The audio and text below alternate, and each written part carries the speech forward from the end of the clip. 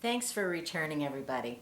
This story is called The Old Ford F-150. Uh, this takes place down at our place in Mexico at the hotel. And on this particular morning, we had had a big fishing group that had checked out real early in the morning. And their van came for them, and they loaded up and they left. And we really needed to do another one of these supply runs to Chetumal, and it's a 2.5 hour drive, as I said before in the prior story. It's a 2.5 hour drive just one way, so it puts us on the road for 5 hours, with shopping probably another 5 hours, and it makes for a long day.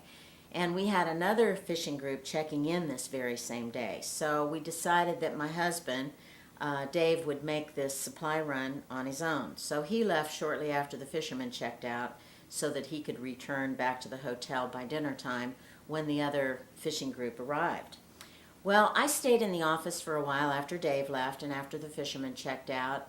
I answered some emails, did some confirmations and so forth, just kind of did regular hotel business.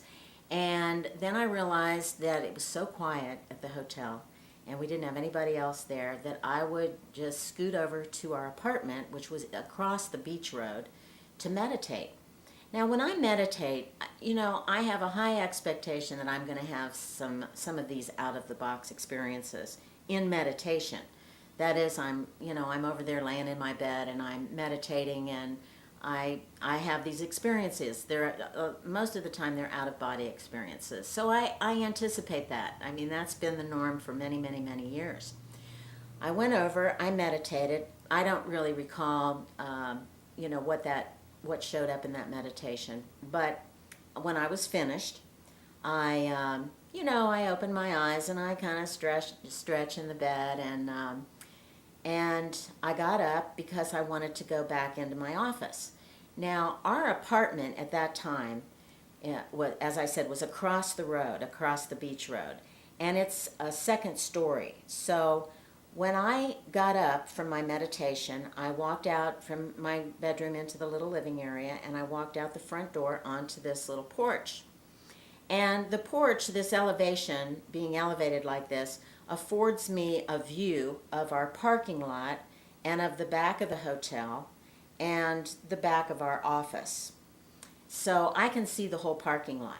When I walked out there on the porch, I just glanced over in the direction of the parking lot and my office and the hotel, and I saw perfectly, I had a perfect view of a 1970 blue and red cherry mint condition Ford F-150. Now, I even paused on my front porch and I stared at this vehicle because it was such an unusual sight. Usually you see a row of cars in our parking lot that are all little compact cars that are rent cars, and they all have stickers on the back of them for, the various rent car companies. But it just stuck out like a sore thumb.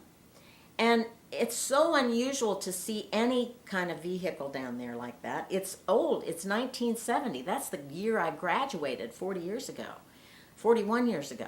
Anyway, I saw this truck and I thought, oh my God, I wonder who that belongs to. And I thought, well, it's got to be somebody that just came in recently, and maybe they're in the restaurant. We weren't expecting any check-ins at this time. We were waiting until much later in the afternoon for this other fishing group.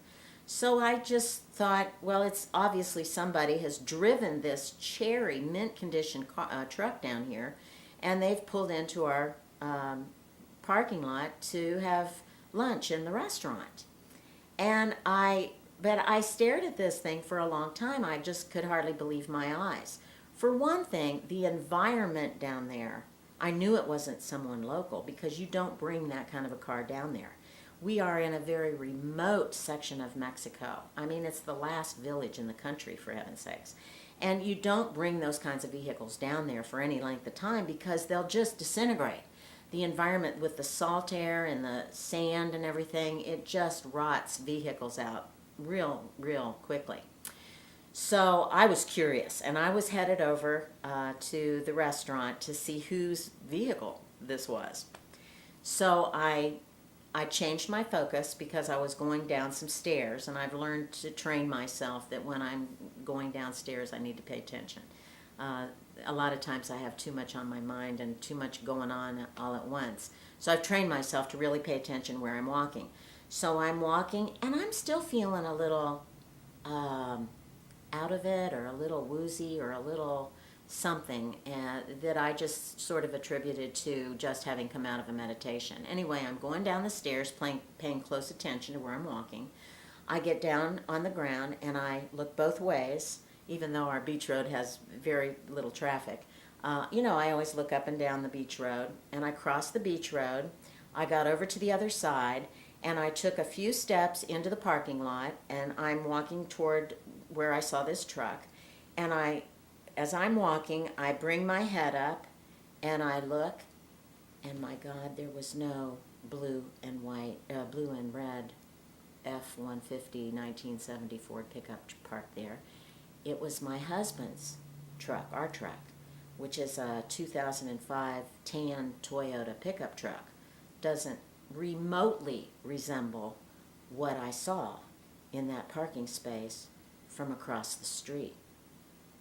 So this again is one of those situations where I guess I was still in another dimension.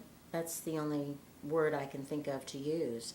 I remained in that other dimension upon waking. And in that particular place and time, in that particular space, was a 1970 blue and red Ford pickup truck, just as plain as day, occupying that space.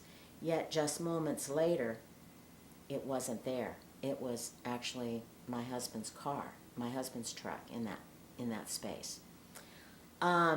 This is exciting to me because I was there. I saw it.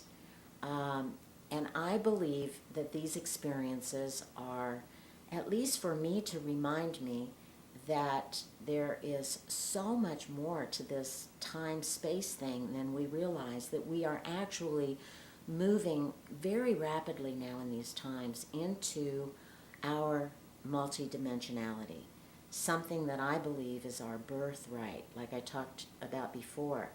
I think we're moving closer to who we were when we were born. We were born multidimensional beings, and because we're residing in this very hard 3D reality, it seems so real, and I really have to say, I believe it's an illusion. So there's more stories to come, and I thank you for joining me again, as always. And again, I'll remind you to visit our Veronica's Whisper Facebook page so we can dialogue about some of this stuff. And you can also visit my website at veronicaswhisper.com. Thanks again.